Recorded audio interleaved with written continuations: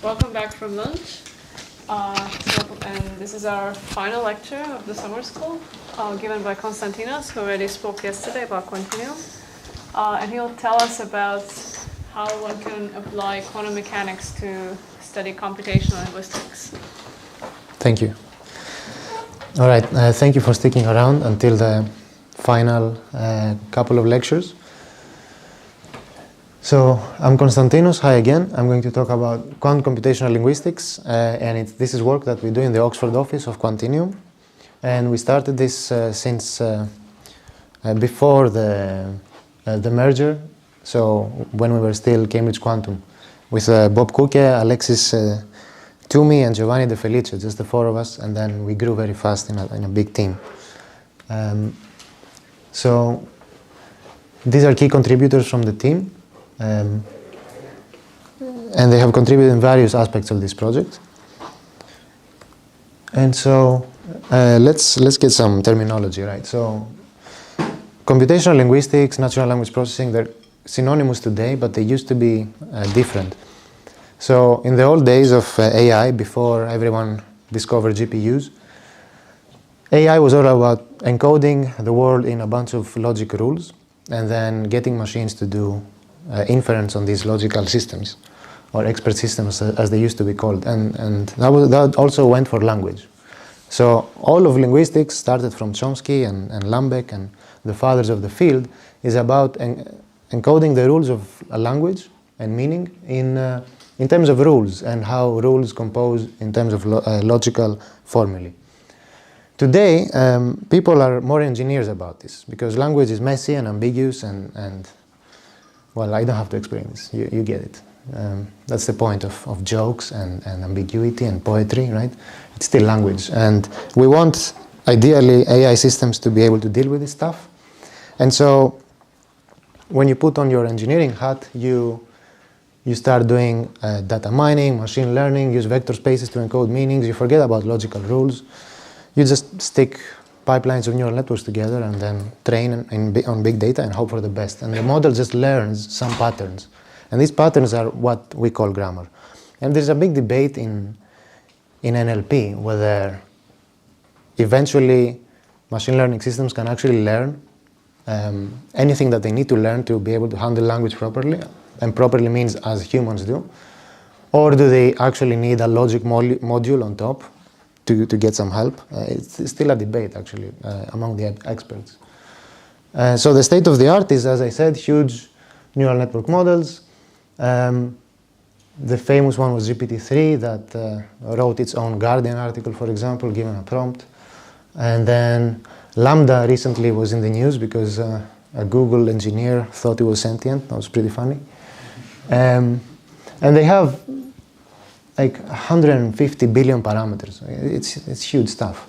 The cortex is supposed to have 125 trillion synapses, which are, in my mind, the analog of weights and biases in a neural network, but still, they're pretty huge. And to train them, you need to waste a lot of energy and burn a lot of electricity. But they're very, very impressive. Like, you know, if you unleash one of these Lambda bots or GPT-3 trained bots on a forum on the internet, people will think it's a person. So they're very impressive. But the things that they get wrong are pretty funny. Like they're very impressive in babbling, like stream of consciousness style, dream logic, but they really don't get compositionality. They just don't. So you ask DALL-E Mini, which is like a free version of DALL-E, to draw you. So this is a system that takes text and produces pictures from the text prompt. So you ask it a penguin in a pink t-shirt chasing a tiger in a black hat, and it just puts all the clothes on the penguin. Like it doesn't care. It doesn't care about the structure, right? So that's where these things get it wrong. And this is the simple model, but the sophisticated cousin of it, DALL-E 2, it's super impressive. I mean, it's better at art than most humans on the planet. But if you tell it, draw me like a red cube next to a green pyramid or something, it just gets it wrong.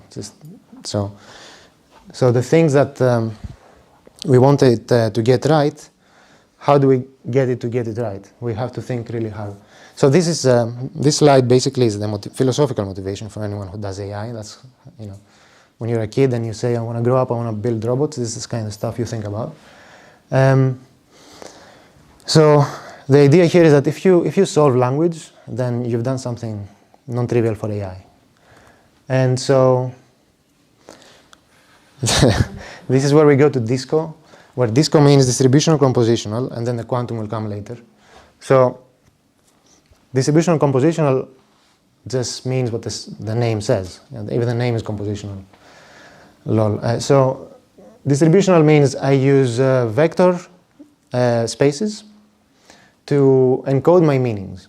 That's all it means. So it's whatever machine learning does. Or in the old days, it used to be called distributional embeddings, where you just make a vector of co-occurrence counts from big texts, and you create vectors, and the basis of the space is the most frequent words, stuff like that.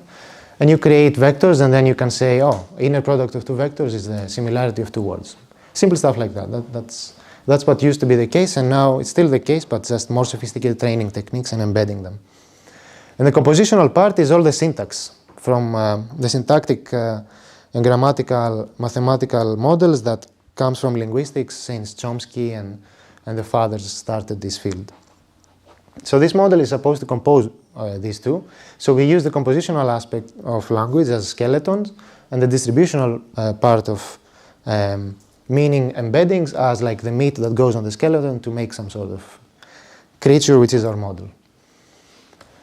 Now, I'm going to quickly talk about category theory for reasons. So the reason is that you want to talk about category theory if you want to do mappings between things that look different, and then you want your mappings to not be nonsense. So that's what category theory is about. So category theory is about objects and arrows, right? That's how a category is defined. Arrows are transformations or morphisms. They send objects to objects, right? And then a functor is a map, like a higher order thing, that maps a category to another category. So it sends objects from one category to objects in another, and it sends arrows from one category to arrows in another. And the whole point is that it preserves composition. Because you can compose transformations on the left-hand side, and that means you can compose their image on the right-hand side. That's the important part of the functor. It respects composition, so it's done component-wise. And then if you do it component-wise, you don't have to worry that you made a mistake in the global picture. And if you remember John Selby's talk, process theories are category theories that are called symmetric monoidal, and they can be drawn with diagrams, string diagrams. And the transformations here, or boxes or arrows, can be drawn like this, boxes, and we have input wires and output wires. And the wires they should be thought of carrying the objects of the category, or the types. And we call them types or objects. I mean, I give types to the objects because maybe not all objects are of the same type. So I want my wires to have some labels on them. Okay, summary. Objects are types, arrows are boxes. And there are special cases. Again, this was in John's talk, so I'm going to go over it fast. There are special cases of boxes that are useful. We have states that just initialize things. We have effects that just terminate things. We have scalars that have no open legs. So you should think of them as like numbers.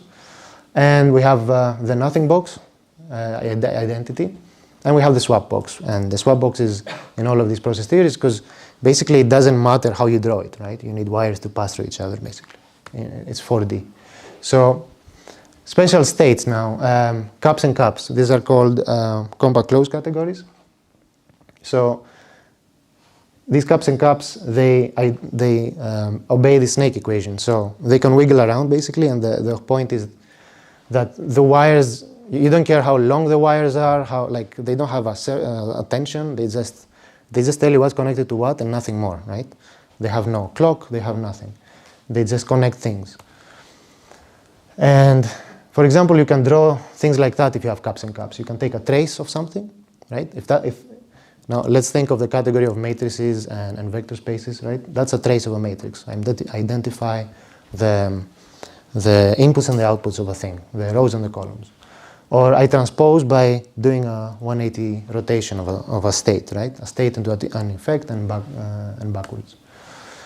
Now, the whole point here is that this is compositional, right? I can compose many boxes to either parallelly or sequentially. So parallel means they're happening at the same time, and there's no, it doesn't matter in which way I consider them. So I just stick them side by side. Sequential means that, of course, the order matters. So, and what you have to really take care of is that you join the types, like you respect the typings. You cannot join two wires of different types. So sequential composition is you take the output of one box, you stick it in the input of the other box. Easy things, intuitive things. If you stick a lot of boxes together, you can make something like this, and this is allowed. So any composition is allowed. This is called free composition. It's a free theory, right? You can randomly create any diagram, and it's legal. It's fine. Like no one will shout at you. And right, so I've drawn the diagram with some colors here, and the colors just say I have two types of boxes, and I have a bunch of types on the labels on the labeling the wires. So I want to tell you now what a functor looks like.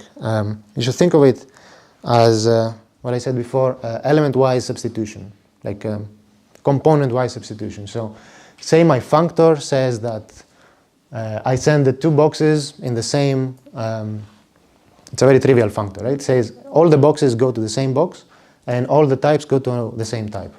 So I element-wise substitute, and I get the other thing on the right. And so this idea is going to be very useful for everything that we're going to talk about later. And now let's go back to language specifically. Now that we went through some very quickly, some very simple preliminaries from category theory. So language, we view syntactic structures as process theories, as processes in a process theory. So the types are the types of grammar, so it could be parts of speech or higher order things that the particular grammatical model has. And the processes tell you how to compose them together. So the composition rules of the grammar become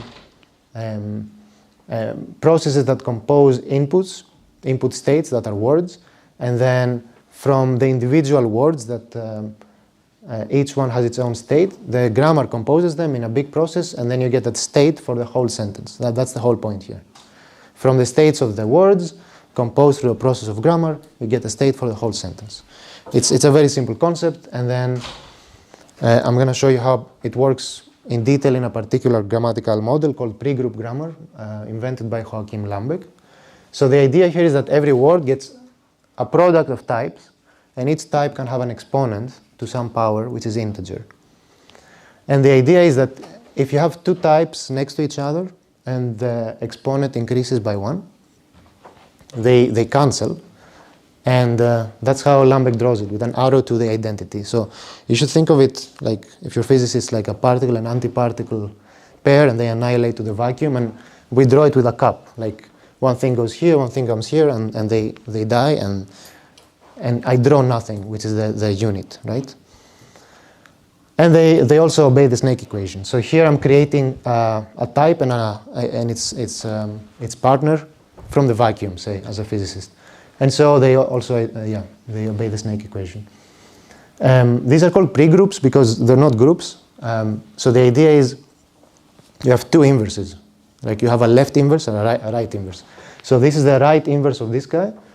And if I have it the other way around, this is the left inverse of this guy. Because you can stack them forever. And so, because they're integers basically. They're not just natural numbers. And so, this thing gives you, how should I say this? So the point of how this thing is designed to have two inverses, a left and a right, is to tell you that, for example, a verb is expecting an object from the left, a subject from the left and an object from the right to become a function. I'm going to show you how this works. And so it matters if the object and the subject are on the left or the right of the verb. So for example, this is how this works in practice. So here's a sentence, and that's its typing that a parser gives it. I'm not going to tell you how parser works, but that's the idea. There is a parser that assigns types. You just trust it. So a noun gets n, and runs, which is a verb, transitive verb, gets n right adjoint times s times n left adjoint. And then you see the n with the n to the r. N to the r is the right adjoint of n, and then they cancel each other. And the n to the left kills the n inside that adjective over there, which has n times n to the r. And they kill each other. And then this n to the r from the adjective kills the n of that noun over there, and they die, so only s remains. Right? And if you draw it as a process in a string diagram, so all of these annihilations are these caps, and only the s type remains. And so because only the s type remains, you say it's a grammatical sentence, it belongs to the language. Right? So any typing for... So if I give you a sentence and you can find types such that you reduce by obeying these rules of right and left annihilations, kill every type except the s type.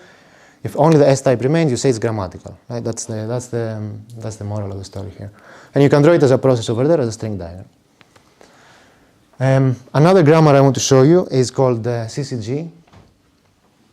Again, the idea is the same. You have types and you have type reductions. This is called forward application, backward application. That's called contraction. That's called type raising. So the idea again is that these come from logic. These are like logical reduction rules. But let's go with an example because I don't like the notation from logic. It gets confusing. So that's why string diagrams are nice because they just tell you what's going on. So here you see Alice it's getting a type NP, Bob is getting a type NP, and likes gets a type NP, arrow, S, backwards arrow, NP. So what you do is you do a forward application of NP, S, NP on that NP of Bob. So that's what the line does. So these two NPs on the right get killed, and then NP survives. NP arrow S survives. And then the NP from the left gets a backward application with that NP arrow S. The NPs get killed, and only S survives. Horrible notation, string diagram, nice notation. So you see, Bob goes into likes, they combine into something, some higher order parts of speech, then Alice comes in, she combines, and then you get a sentence. Very important, you have rewrite rules. So here I have Alice likes Bob, and it's drawn as a string diagram, and I'm taking advantage of the fact that I can use the caps as the cap rules to transform them into, to transpose them into effects. So I can shape around the diagrams and the meaning is the same. Same for here. Instead of combining Bob into likes and then Alice combines later, I can use the type raising rule to combine first Alice with likes and then Bob gets combined later. So that string diagram has the same meaning as this string diagram, and these two string diagrams have the same meaning. Now, this has been all abstract, so all the processes so far have been describing the compositional structure of language, just that. Just at the syntax level, right? I haven't said anything about meaning. It's just about types and rules of how types compose, just structure. And the string diagrams tell me how the types in the syntactic structures interact. Then you get a big brain moment, and then you say, I'm going to define a functor to give it meaning. It's the meat on the skeleton, right? So any process theory that the math allows you goes. So you can choose vector spaces, for example, where types, the objects of the category are vector spaces. And the arrows of the category are linear maps. So you can interpret these diagrams as tensor networks, for example. Let me go back.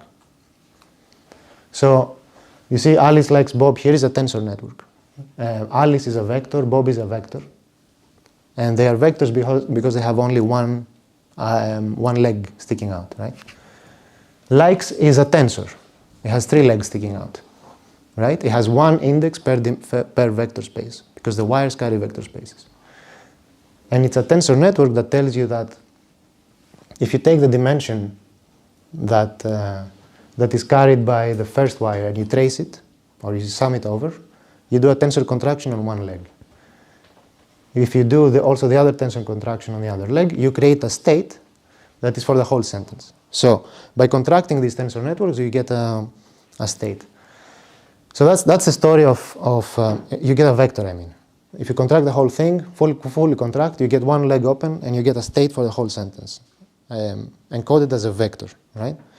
Now, I haven't told you where you got these vectors yet or anything, but that's the idea of how you do these, how the grammatical reductions map to vector space operations under this functor to vector spaces and linear maps. So grammar is a big linear map, basically, in that model. That's all I want to say about tensor networks, because I want to stay on the quantum side. Well, of course, you know that all quantum circuits can be modeled as tensor networks. I mean, in fact, that's how you simulate the hard quantum circuits of Google or in condensed matter. That's what you do. You construct tensor networks and contract them and do your best. And in general, it's a hard problem, but linguistic structures are not the hardest structures. Yes? Are you restricting to finite dimensional vector spaces on the Hilbert? Here, yes. It's all finite. Yeah. Let's say they're all finite vector spaces. So I believe if it's infinite dimensional vector spaces, you have a problem with caps and caps. And so that's a different story. I mean, I don't want to talk about grammatical quantum field theory or anything like that. Right, so let's go on the right-hand side of this arrow and say I'm going to take a functor to finite Hilbert spaces where, yeah, that's the objects of the category. And the processes are just quantum maps, pure maps, channels, whatever.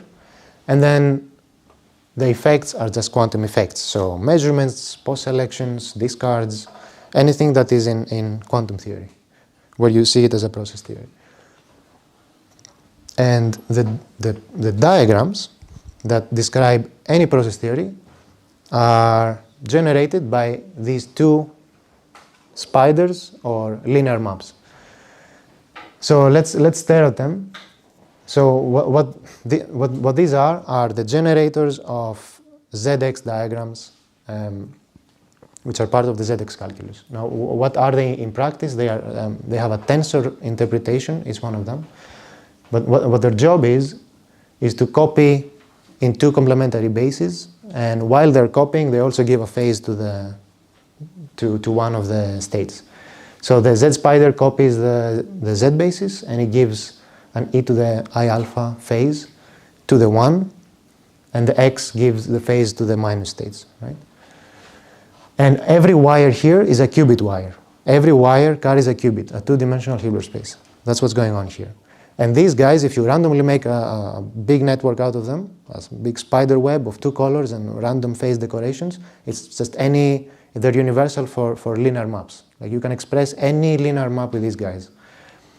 And I mean, you could do this with any random tensors, so why these guys? So they obey these rules. They obey specific rewrite rules that allow you to, and these rules are complete for linear algebra, which means that you can do all calculations, instead of doing tensor contractions in linear algebra, you can do it by rewriting, only rewriting. Rewriting means I do graph operations. So if I have a big web of these guys, and I find somewhere, like, let's take that guy over here. This rule says that if two spiders share two legs, and they're different colors, you can kill the legs. That's what the rule says. So if you have a big spider web and you find that pattern somewhere locally, you do pattern matching, you can just get rid of these legs. And that's a graph operation. So if you do these graph operations, with it, or rewrites as we call them, then you can do any linear, they're complete for proving any equation in linear algebra with finite vector spaces. Okay, right. So quantum theory is completely described by these guys, and this is evident in the fact that the Clifford plus T states and gates, they're all like made up of these guys if you look inside. I mean, you can express them in these guys. So the matrices of these tensors, if you plug them together, you can go and confirm that they give you the matrices of the Hadamard gate, the Z, the X, control Z, control C naught, phase rotations, parameterized. The swap is 3 C naughts in a row. You can prove, for example, the fact that 3 C naughts in a row give you a swap only by rewriting with the previous rules that I animated. So that's the idea. All of quantum theory can be described with these guys. And anything you want to prove about quantum theory, you can do with rewriting. Now I've justified that quantum theory is a process theory. I told you what the generators are. These are, yeah, by the way, I should have mentioned, all of this ZX calculus work came from Quantum Foundations. I mean, they came from Quantum Foundations and thinking about measurement-based quantum computing, like what's the best way to describe MBQC without wanting to kill yourself, basically. So the big idea in ZX is taking very seriously complementarity and tensor product structure of quantum theory, and then building everything out of that. The tensor interpretations of these things come later. Like, you do a bunch of categorical arguments to say why you have these rewrite rules, and then you find tensor interpretations of them that satisfy them. And then you end up with the usual stabilizer theory, which is plus some phases on the spiders, which is quite remarkable. Now let's go back to language. What is going to be my quantum functor, or my functor to quantum semantic spaces?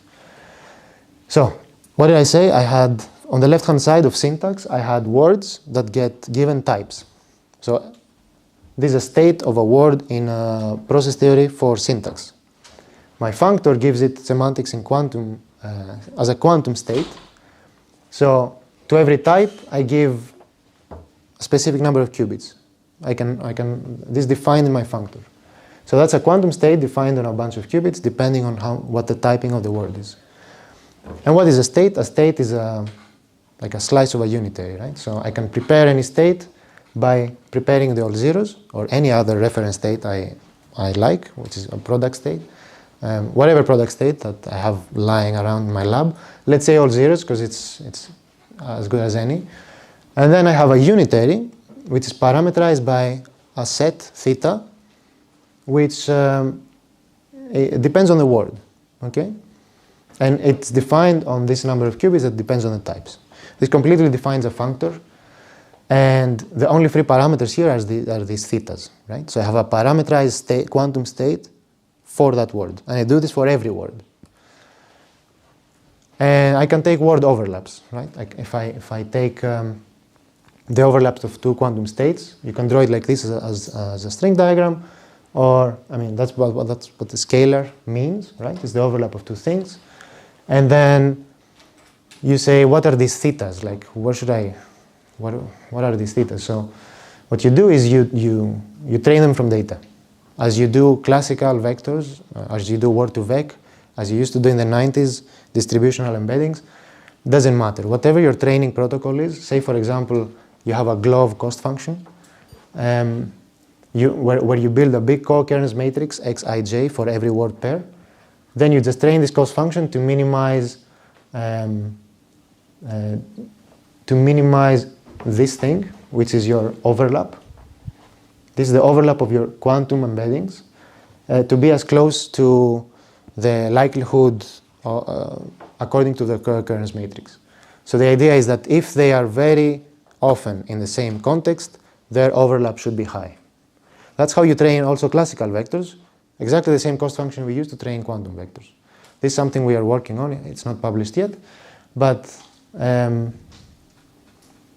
yeah, work in progress. But this is one way to create word embeddings.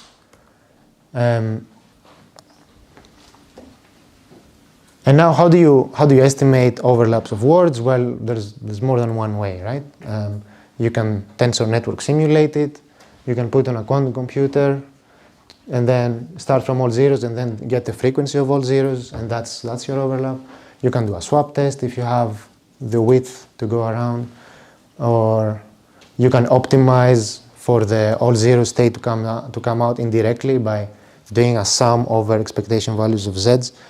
It doesn't matter. There's many quantum protocols for getting the overlap of two states, right? So, show of hands, like, do people know the swap test here? No? Okay, the swap test is, you put a state here, you put another state here in tensor product, and you have a control swap, and the ancilla that controls it is on the plus state. That white lollipop is the plus state in ZX notation. And then you do a Hadamard again and measure the expectation value of Z. That protocol tells you that the expectation value of Z on that ancilla qubit is proportional to the overlap square, norm square of these two states that you stuck in here and control swapped over. That's what this protocol does.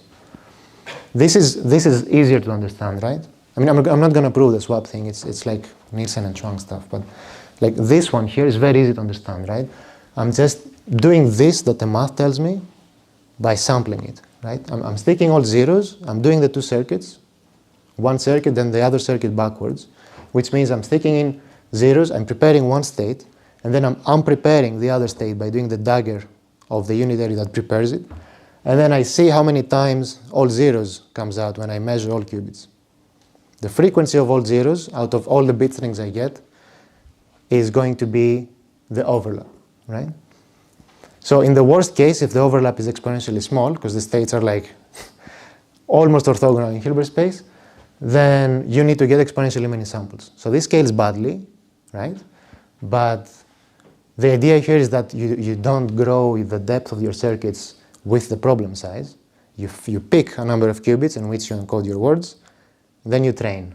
The scaling problem, the scaling parameters in NLP are not your word embeddings, right? You choose a size for your word embeddings, and then what scales is, what the system size in physicists' language is the text, right? How many words? That's what scales. Right. And you see, you need to call the quantum computer quadratically many times, right? So for every pair of words, you need to go and get an overlap. So what you can do is like get a bit cheeky and say, well, I want linear calls because it's expensive. So how about I go and prepare every circuit once, and I sample it and get Pauli string expectation values and store them for later. And then I use these Pauli vectors, these vectors of Pauli expectation values to post-process them later to get some sort of approximation to an overlap. This is something you can do. Okay. Now I'm going to show you, that was all for words. That's about how you create word embeddings, word to quantum state, word to ket, whatever. Here, I have the grammar to also take care of. So in the pre-group grammar, the first example of grammar we saw, we have caps. So what's more natural to map to than just caps? And it's not just a random thing, oh, it just looks like a duck, quacks like a cap, whatever. What you do here is, you say, they both satisfy the snake equation. So the caps that describe the pre-group reduction rules satisfy the snake equation. The caps that define Bell states and Bell effects in quantum theory also satisfy the snake equation.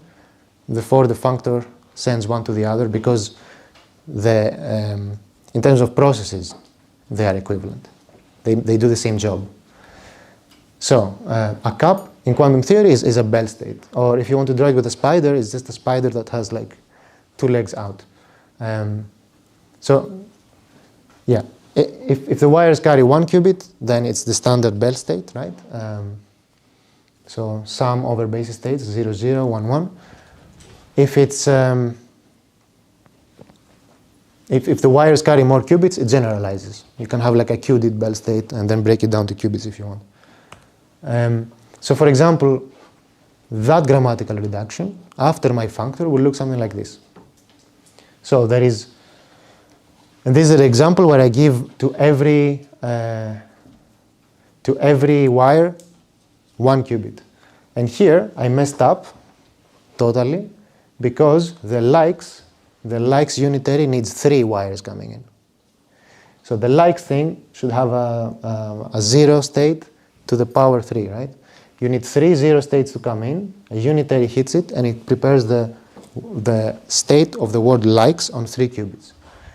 Then one of the qubit goes into the transpose circuit of the word Alice, and then gets post-selected on 0. It needs to be post-selected on 0 because Alice was prepared from 0 and I just bent her around, right? So I need to measure 0 there. If I don't measure 0, I need to throw it away. And here I have not bent Bob around to show you that the cup is just a Bell state, and how do I make a Bell effect. And how do I make a Bell effect? Well, I do a C-note, and then I measure I post-select one on the plus, and I post-select the other one on the 0, right? Are there any questions about this? I mean, if this is not clear, I cannot continue. Perfectly clear. Okay. Now, the CCG version of the grammar, the other grammar model we talked about, again, to every one of its types, my functor assigns a number of qubits. But here, if you remember, my grammatical reductions are not cups, a bunch of cups, which is what the pre-group reductions look like. In CCG grammar, my reductions look like boxes that take 2 types and return 1 type. So how do we make boxes that are 2 to 1 in quantum theory? Well, if I have 2 qubits coming in and 1 qubit coming out, something happened to the other qubit. So I either post-select it, which is expensive, as I was post-selecting the pre-group grammars. I don't like post-selection, of course, because it has exponential cost, right? You cannot engineer your own luck. So we can choose to discard, though. It's just a choice. The functor is a choice. Any choice that respects the compositionality on the other side is valid. And discards are part of the mixed processes and mixed quantum processes, and so it's allowed. It's allowed. And however, my functor leaves another freedom, which is what do I put in these boxes? So how about we put circuits? And we put circuits. So these parameters in the boxes can also be trained in an NLP task. For example, if you take a sentence, again, like Alice likes Bob, you see I have 3 states coming in and 2 boxes. And here they become 3 states and 2 boxes. And all of these boxes have unitaries, or circuits. They have unitaries that have parameters on them, and they're free parameters. The parameters of the words, maybe I have learned them from data, as I said before, but the parameters that are labeling the grammar boxes, I haven't told you anything about them yet.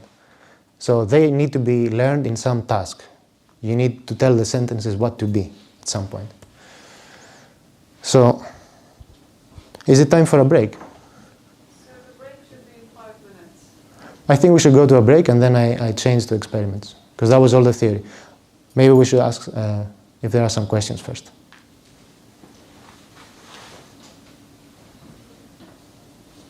Why we don't normalize? Why don't normalize?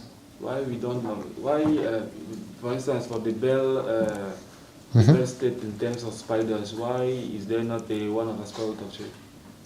Yeah, the spiders are not normalized. That's right. Why? So when you define your quantum gates, they will be normalized. Okay.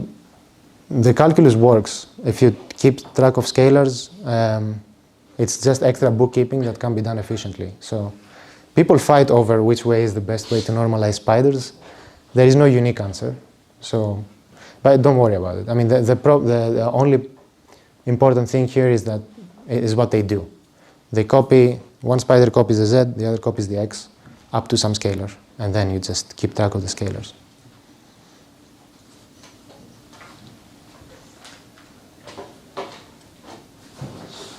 Okay, maybe we should go to a break then. Yeah, so now we have a half an hour coffee break. So we still have some food left here. Sandwiches, croissants, fruits,